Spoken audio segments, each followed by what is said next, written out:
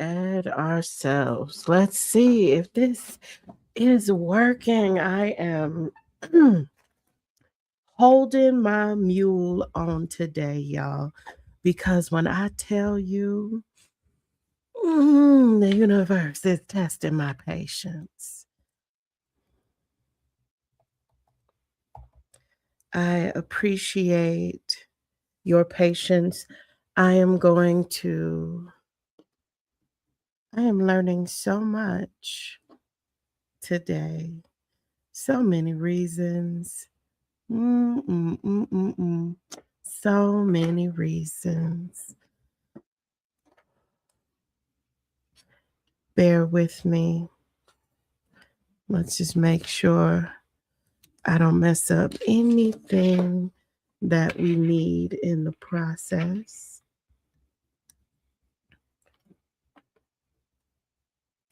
My entire system.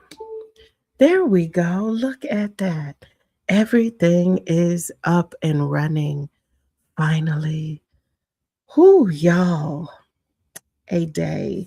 It has been a day. I didn't want to do the faux tap card today. I don't want to talk about, or let me rephrase that. I do want to talk about the ongoing femicide and how dangerous it is for us to have these vipers moving amongst us in our communities that are often vetted by so called good men. But that is not what is happening today. In the wake of personal grief and collective grief, I felt like the pivot toward joy in the morning was the way to go. And so the card that we are going to feature and talk about is joy in the morning. And the particular love that this is doing all the things for me right now. Okay, that looks good. We are getting the hang of this. I am going to walk through several things. I can see the meter and that you all can hear me. Let me see what's going on here so I can be sure. There we go. That I can hear myself. Bear with me. I am going to give people a moment to join. It is so interesting when you take on a new endeavor, this concept of being consistent, even when no one is present. I love being able to record because the work and the medicine will be there. So I am going to move through the entirety of episode 2. Episode 2 in particular is from this card right here. So if you don't know, I designed the Planted Not Buried Oracle deck. And if you will give, I'm going to give people a moment to join. While y'all are doing that, I will be pulling up goodies and getting my tea together. Let's see.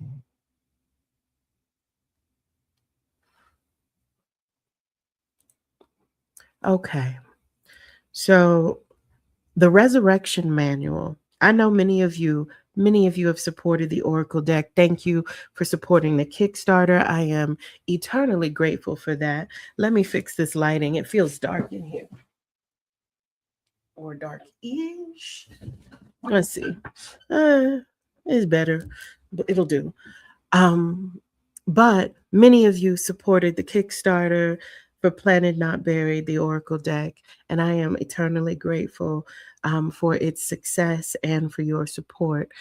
There are companion pieces that go along with this, and one of the pieces that we are going to work with today is the Resurrection Manual. So the Resurrection Manual is something that is unpublished as of yet. It is complete. I am still editing it.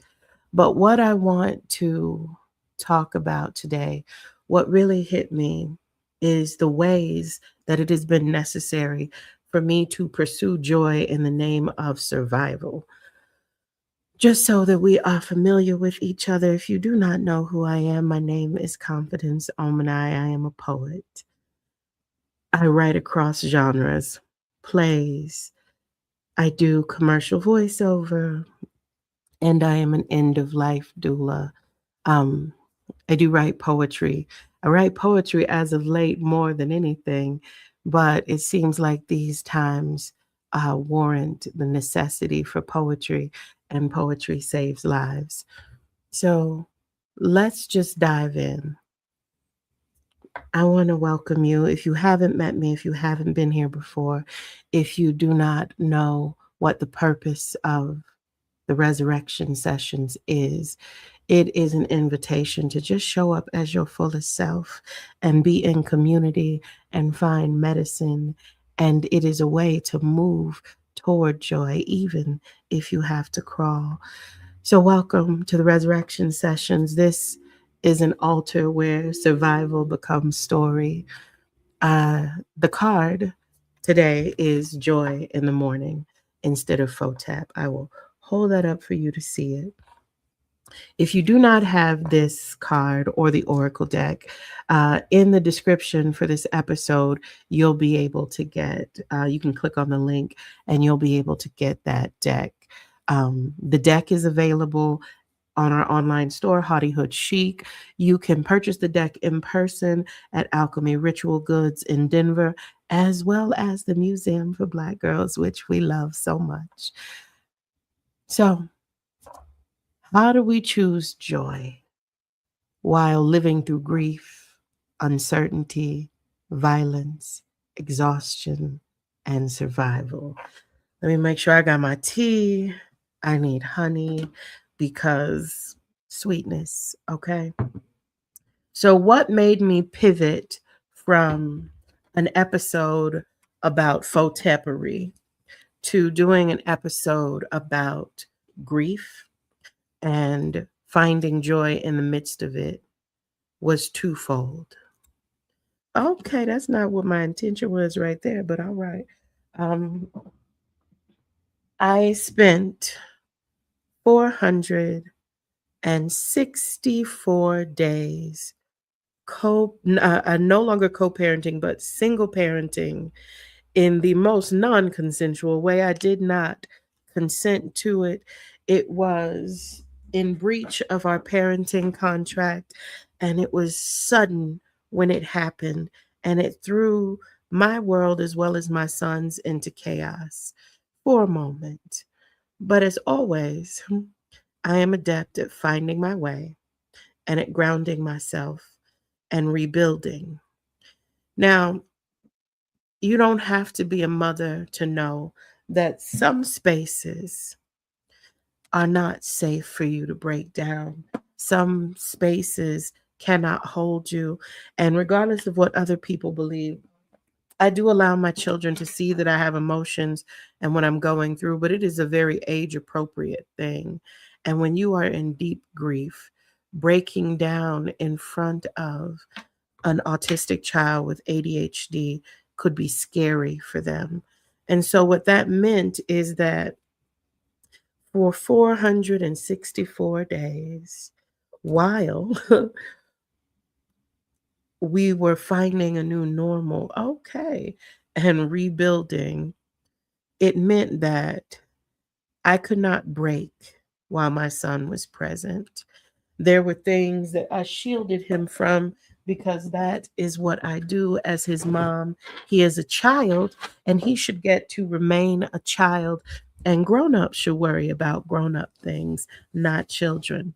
So I say all of that. Sorry, y'all, I just squirted honey on my laptop. Well, bless it. So, anyway, what happened was that on Monday, after 464 days of reminding that man that I did not, would not, and will never consent to being a single parent, because that is not the agreement that we made when we were married and made this child. But it took 464 days and, a lot of work and a lot of fighting. And baby, I had to throw hands right and left, if you feel me. But he returned on Monday, and my son went to spend some time with his dad so that mama could take a break. And this is where we get to the grief part and the joy in the morning. You don't know how much you're holding until you put it down.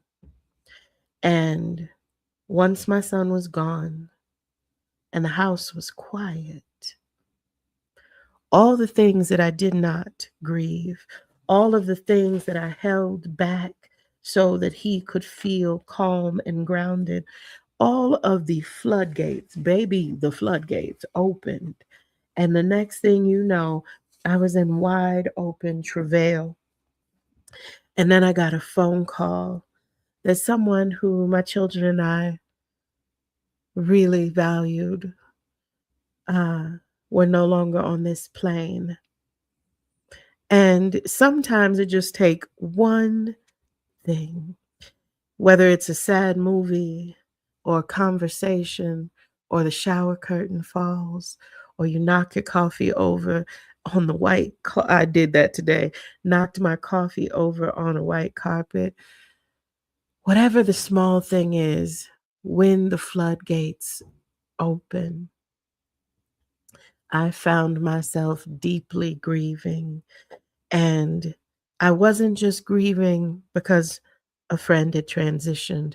I was grieving for all the things that I put on the shelf for 464 days, for everything it cost me to provide consistent support and care and to be the rock that my children need. All the things that it cost me hit. And the thing about that is, there was so much to grieve already on a collective level. We are watching children come up missing every day. We know what is happening to people inside detention centers right now. We know what the plans are. And it is deeply grieving as an empath and a human to know how many people are suffering without justice, how many people are being harmed right now, how many people's names we will never see. There are incinerators for a reason.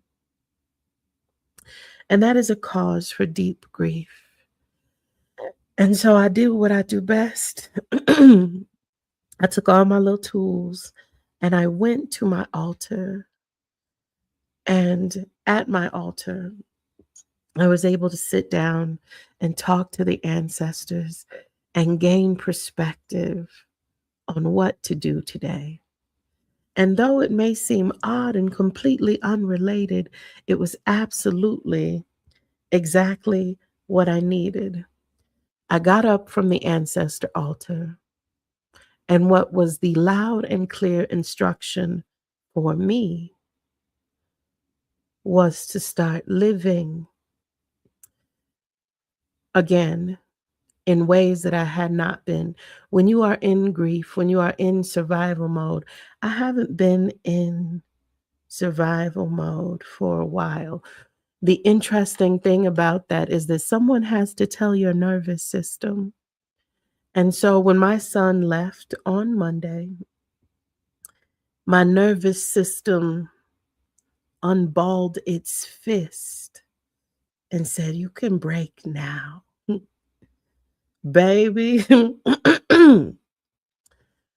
I understand now. For those that don't know, for 3 long months, I have been fighting with this. It has gone from pneumonia to bronchitis back to pneumonia. I was sick for 3 whole months and I would bounce back. My lungs weren't quite clearing. And when I got up from the ancestor altar today, I understood. the deep grief. 464 days is a long time to hold in your grief. It is a long time to be in survival mode. And when it was over, when there was no reason for pretense, when I could unfurl my tongue and when I could just wide open ugly cry once my son was gone, which is, he is visiting, he'll be home. It's not permanent, but I needed a break and I needed to rest and recover. But once he was gone and I was alone and responsible for myself and myself alone, the most interesting part was looking around my home. I've lived in the same place for over a year. And I got up from the ancestor altar, and the ancestors said, "Get your business out your bedroom." That was the first instruction. The instructions will be different for each of us, but for me, it was get your business out your bedroom, because it is impossible to rest if you sleep in the same space that you do most of your work in. Because I know me, I can hear a ching go off on the laptop, and I would get up from my bed, just go make sure it wasn't critical, make sure it wasn't important. Then the next thing you know, I done checked 300 emails. Now I'm writing emails back. Now I'm sending, it's 3, 4, 5 in the morning. I haven't gone to sleep, and it was starting to become a way of life again. And so my instructions today were to get my business out my bedroom.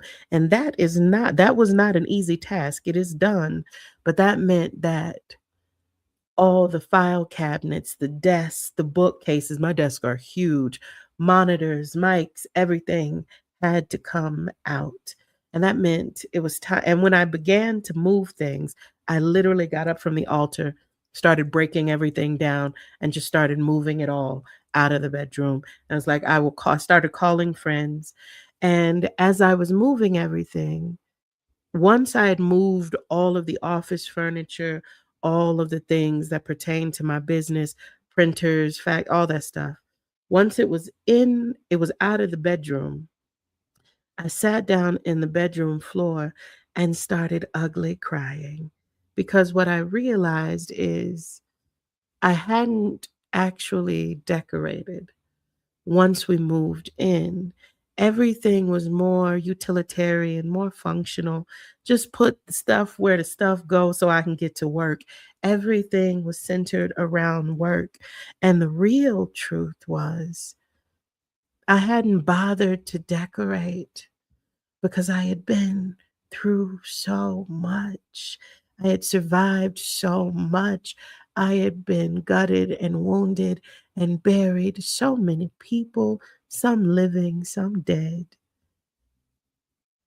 that I didn't want to get comfortable again. I didn't want to get comfortable. I didn't want to make this into a home. My eyes are always on the exits everywhere I go. And my task, the ancestors like decorate everything. I don't now I don't have time to decorate. I can't even begin to apply capacity to decorating. And I sat there ugly crying because it is May.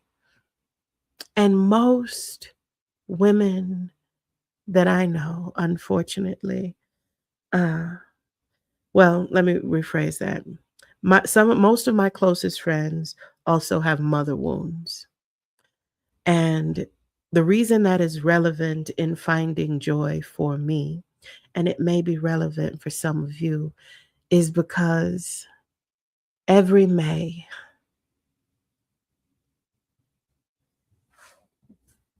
I got to sit with having a bio mom that never chose you, never chose me, never loved me, never will.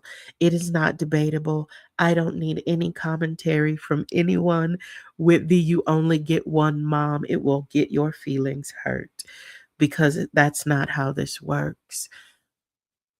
But every Mother's Day for my entire life, I have grieved it before I was a mother because of the kind of bio mom that I had. And I was blessed enough because you actually get more than one if you're lucky, if you're blessed. I was blessed to have Saint Vicky. She is honored in the Oracle deck. And Saint Vicky was actually my mother's stepsister, but she was my mama. Woo, that was my bestie. That was my bestie. She was the kids' grandmother. She was the one who taught me the recipes. She would have been the one to go over the color schemes. And so, as I ugly cried in the middle of my bedroom floor after moving all the office out, I realized I was crying not just because my friend had passed or that the effects of 464 days of forced extracted labor as a single parent can be overwhelming. I wasn't crying for any of those things. I was crying because it was May and my mama was gone. And I did not want, most women, when they are decorating their homes, most women have mothers or family close. All my best friends, I mean, the ones, my truest tribe.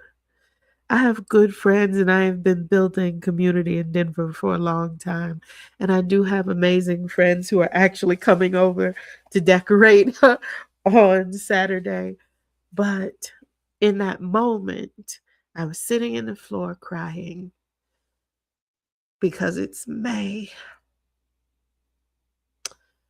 And it is very difficult to spend the majority of your life. I have been a mother for 29 years. 29 years.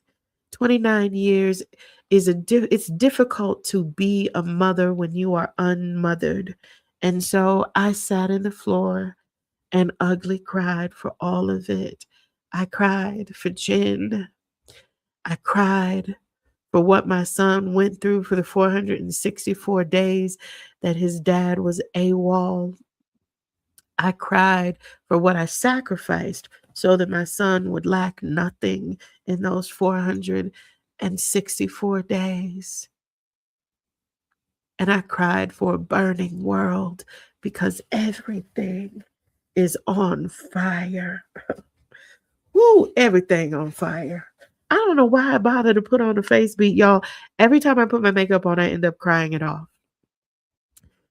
But after I finished crying, I did what I do best. Use your tools. Use your tools. You got to see what's in your tool belt. And this time, the ancestors were like, but you're not by yourself. And you have family. And you are loved and held.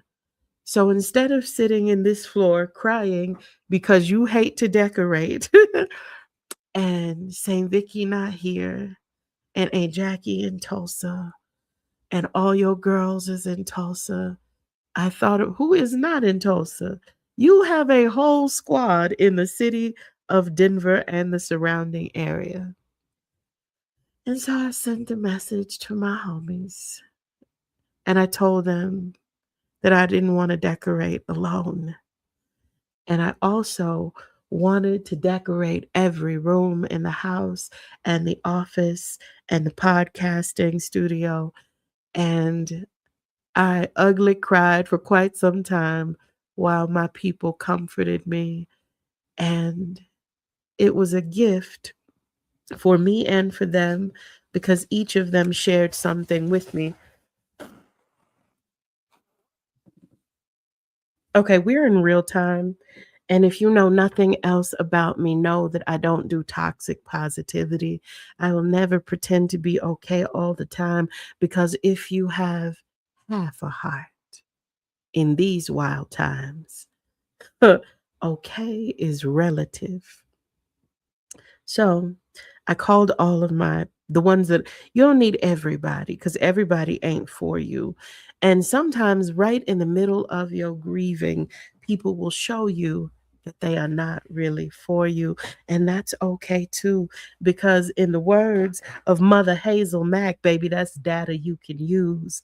Whenever somebody shows me their true colors, I rarely ever confront them about it.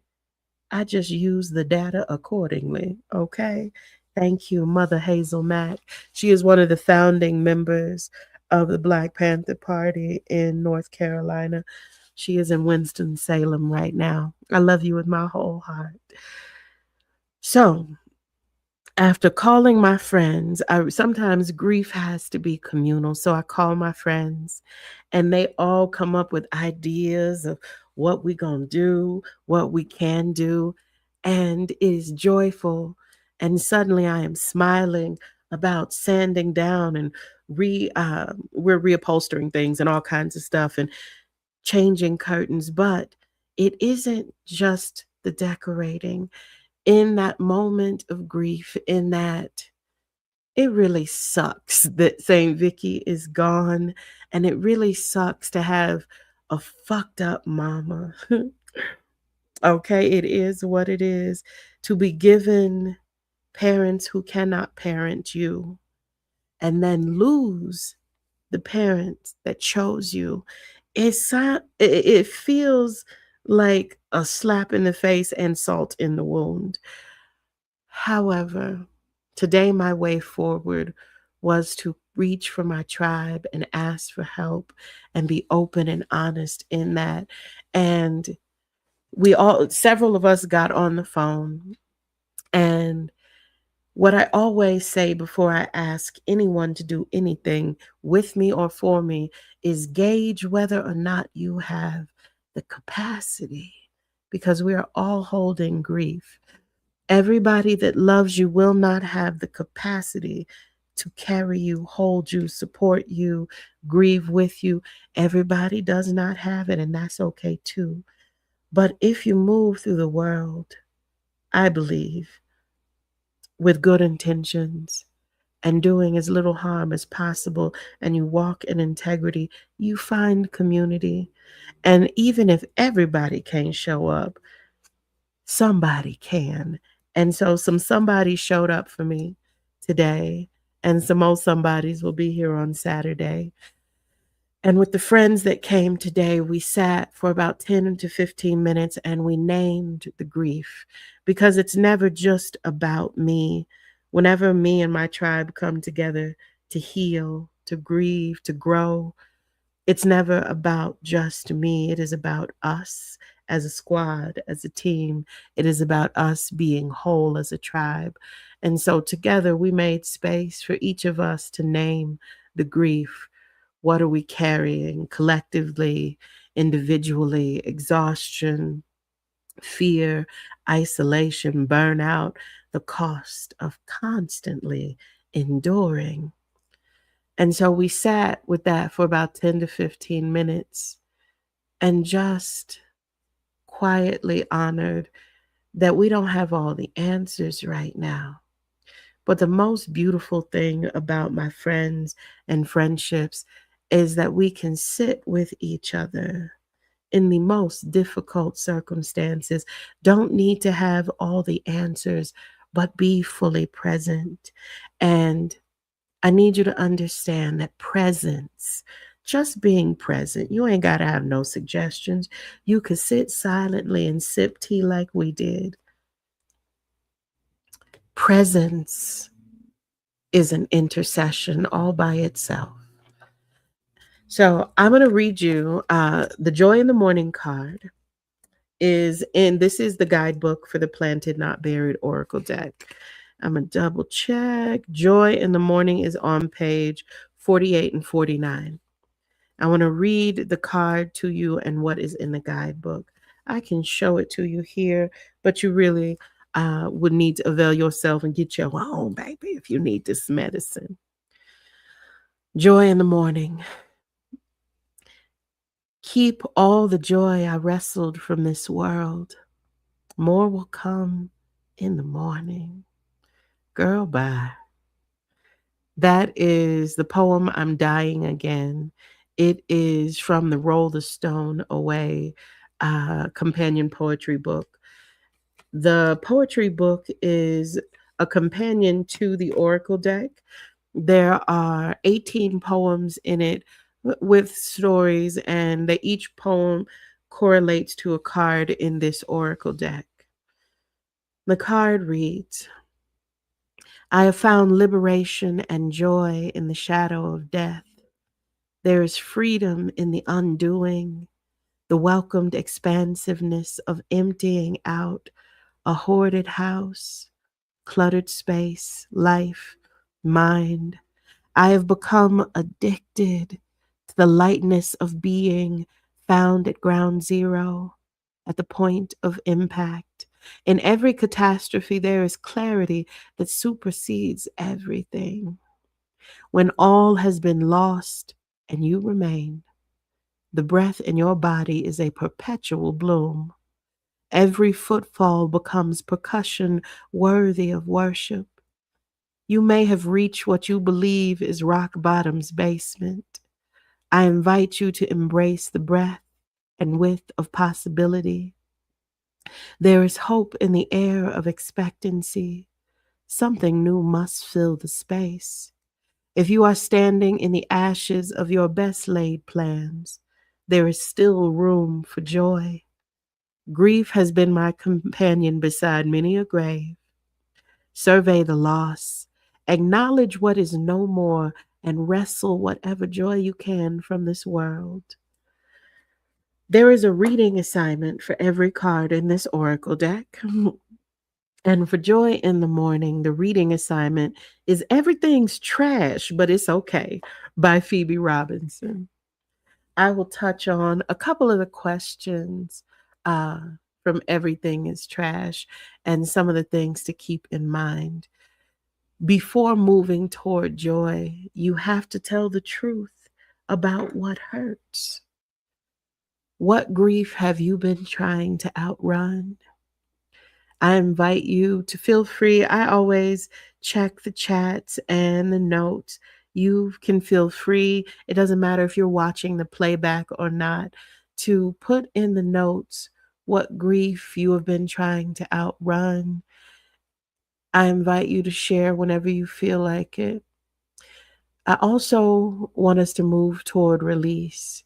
I needed to call my friends. I'm so glad that they were present for me. I'm glad they showed up. I'm glad they held space. I'm glad that they continue to show up. And I am grateful for the data that I can use when someone shows me who they really are. So let's do some work in silence. I want you to release what was never meant to become a part of your identity. And when I say that, what I realize is sometimes you get out of survival mode, and the things that you use, the skills that you developed, the ways that we maladapt, sometimes the things that got you through are not the things that go forward with you. They do not serve your highest good anymore. And I know that sometimes we get from survival into a space of wholeness or abundance or a moment of respite, and we're still operating like we were in survival mode. I could have decorated this house 10 times over in the last year and 6 months, but I didn't, because even though we were abundant and there were friends and family who would have shown up had I asked for help, I was still moving the way that you move when you're in survival mode. Less is more. I don't need to get comfortable. I was moving like I was still on the run, still trying to outrun my grief. And so today it was major for me to have dismantled Baby, if you knew what this office setup looked like by myself, to have dismantled and moved the entire office is crazy. But I got it done. And sitting in the empty room, I love empty spaces. When you move out of something, I am a fan of change and transition. And as the card said, I love the emptying out, because when you empty out grief, at first I kept trying to make myself get up off the floor and stop crying. And I was like, you got things to do. You got to be productive. You got to get ready for the pot. You got, oh, no. What I needed to do was cry it out, because you have to make room for joy. You have to make room for joy. And I want you to ask yourself a question. What brings you back to yourself when you are lost, when you feel ungrounded? What are some things that bring you back to yourselves? And I really want to give you a writing prompt. You can reflect on this in your own time as you see fit. But the writing prompt that I want you to sit with is, what kind of joy do I deserve without earning it first? We can hold grief and joy simultaneously. Survival is not the end goal.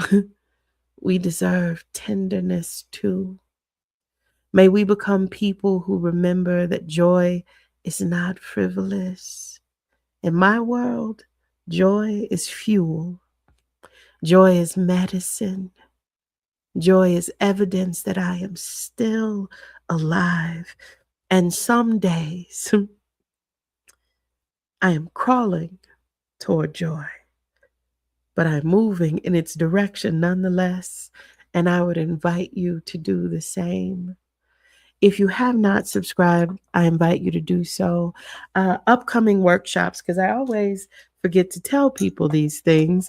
And I am absolutely grateful and honored to have good friends and community here in Denver. And so Moyo Cultural Arts, Moyo Unguyu, is going to present Joyous, which is perfect in alignment with the work that we are doing. Joyous is celebrating 36 years in this community, and it is a free community event that's open to everyone. It will be at the Savoy, Denver on May 23rd and May 24th. On that Saturday, I will be doing a brunch that is from 10 to 12 p.m. I'll be doing a writing workshop and communal grief practice called Joy in the Morning. And that is on May 23rd from 10 to 12 p.m. at the Savoy, Denver. And I will also be doing a book signing. I have books and oracle decks. And so I will have a table set up with my assistant and vendors.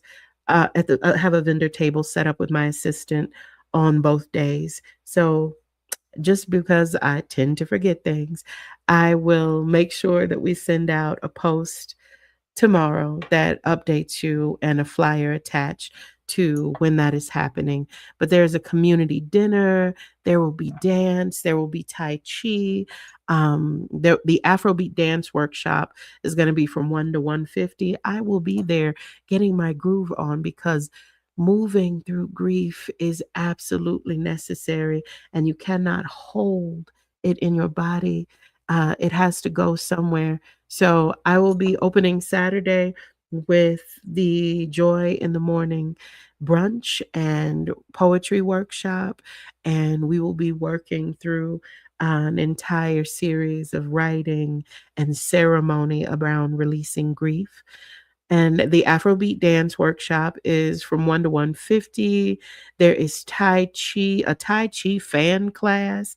There's Afro-Cuban drums. And then Sunday, let's see, Sunday is Brazilian dance. Okay. There'll be Cuban folkloric dance class. It will be the Ogun Orisha of Iron and War. I will absolutely be there for that one. And I will also be present for the partner dance workshop on Sunday. But I will add all of these things to the Haughty Hood Chic newsletter, which, if you are subscribed here, you are likely subscribed there. If you haven't, subscribe, like, and share. I will continue to hold space for us as a community. Something that I want to share, I didn't touch on this early, about grieving. Everybody grieves differently, but I've been reading this book, and this book is called Someday Maybe. And the book is about a woman who lost her husband suddenly to suicide. And what grieved my spirit more than anything was watching the expectations of other people during her grief. I remember in my deepest, darkest seasons of grief, how many times people expected me to hurry up and get over it. How many people expected me to perform grief in a way that felt comfortable for them. How many people are unsafe as a space for you to break down. And I've posted about it on my Facebook earlier, but I really want to highlight this concept around safety and grieving. Everybody is not a safe space. And for me, I moved through a community where some of my friends' are not my friends, and it is okay for them to be their friends over there. And there is a difference between friendship and community. You can be in community with people and not have beef and just choose that person is not a part of your inner circle. It's not beef, it's balance. Everybody doesn't need to be close to you. And so what I found is that in many of the moments where we were grieving as a community or collectively, often it was in spaces where there were people I considered unsafe. And so it was not a safe space for me to break down and grieve. And I luckily have an inner circle that I could come back to that could hold me. But I just want to give people permission to excuse yourself from spaces that are not safe for you. Grief is not performative. The person that you need to show up for most in your grief is you. And I really want us to give ourselves permission to do so. I shared this earlier, and I will share it again here. I sit with my friends, good, bad, and ugly, because my friends, my true friends, sit with me through the good, bad, and ugly. We do not do facades and masks and pretending to be okay. And if I have to pretend to be okay to be in your presence, I'm just not be in your presence. And vice versa. You shouldn't have to sit with people who can't sit with you. That doesn't mean, and a lot of people talk about capacity, I do, and there is nuance to this. This does not mean that you get to weigh your friends down with things that you need to take to a professional like a therapist or a doctor. But there are reasonable expectations of safety and reciprocity in your community, in your inner circle. And I want people to start asking for that and standing on that and removing yourself if the space is unsafe for you to grieve honestly. I don't do performative anything. I ain't showing up for nothing that ain't genuine or safe for me forever and ever. Amen. Last thing I want to touch on before I get back to decorating. My son, my oldest son is 26 and he is coming over. So I wasn't supposed to move all of that stuff, but when I get my mind made up, I just do things. But he's coming over to help move the rest of the things and organize, and I will get to play with my grandson. So one of the things that I wanted to share is the resurrection manual. The resurrection manual that I have created is specifically for this oracle deck. And in the resurrection manual, what it does is give you a deeper dive into each of that don't go there. Sorry, y'all. I'm trying to pull something up, trying to get to a specific page in the manual. So the manual is much longer than it's full of invocations. So in the manual, every card has an invocation, a ceremony. In the in this guidebook, I had to be very succinct because this is supposed to fit in the box with the cards. But in the resurrection manual, which is basically a workbook, it gives you not only the invocation, but a deeper dive into why I selected the books that I selected for each card, along with some other optional books. Because, yes, baby, we gonna read. This tribe over here in my community, we stays in these books, okay? Um, I want to read to you Joy in the Morning's excerpt from my resurrection manual. The theme of this card, of course, is grief, resilience, sacred joy, finding light after loss. And I have already told you about Everything's Trash, but I'm okay. And that one is Everything's Trash, but it's okay. That's by Phoebe Robinson. We're going to talk about that one in a second. But there is an optional book pairing that is shared inside the Resurrection Manual. And I chose a book called It's Okay to Laugh.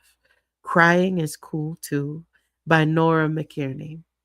I chose this book because Nora lost her husband, her father, and her pregnancy all in the same year and somehow found room to laugh through the ache. And Zora Neale Hurston has a quote that I love because it's how I feel. And she says, I love myself when I'm laughing. And I do. I love myself when I'm laughing. And it is how I have managed to move through so much trauma and grief. But this particular memoir is raw, it's hilarious, it's got tender moments, and it is true. And it doesn't pretend that joy erases mourning, but it shows how they coexist. Joy in the Morning, the card, lives in that same liminal space where your heart is broke open, but still manages to let the light in. There are several optional pairings. I live with complex PTSD, and What My Bones Know by Stephanie Fu is a memoir about surviving complex PTSD and choosing life, healing, and hope despite a body and a world built around trauma. For anybody who pulls the Joy in the Morning card from this oracle deck, I want you to have this invocation. Grieving is not a sign of failure. You are not broken. You are blooming through the ache. There is still laughter in your bones, still light on the horizon. This is joy, even here, even now. For me, yeah, I am grieving the loss of seminal foundational people in my life. I am grieving all the holidays that I will have without her, all of the things that she cannot do with me anymore. I'm never going to get over Saint Vicky passing. It will always be a quiet ache in the background of my joy. But I choose joy nonetheless. There are a million reasons for us all to be grieving. And I hope that as you do so, you have community. If you need medicine, the Oracle deck is here. The Resurrection Manual will probably not be released for another 2 to 3 months. I have tried to commit myself as an overachiever to doing less. Everything don't need to happen all at once. Grind culture wants to convince us that everything has to happen now because we are running out of time. I have all the time I need. And so when the Resurrection Manual, which is a guide to the Planted Not Buried Oracle deck, it is a living workbook full of recipes and invocations and more breakdowns and book recommendations. And there are stories about how I gained the wisdom, the knowledge, the things that are in this oracle deck included in the Resurrection Manual. I will not release it for at least 90 days just because my commitment to myself over the next 90 days is that if I do nothing more, if I never write another book, play, poem,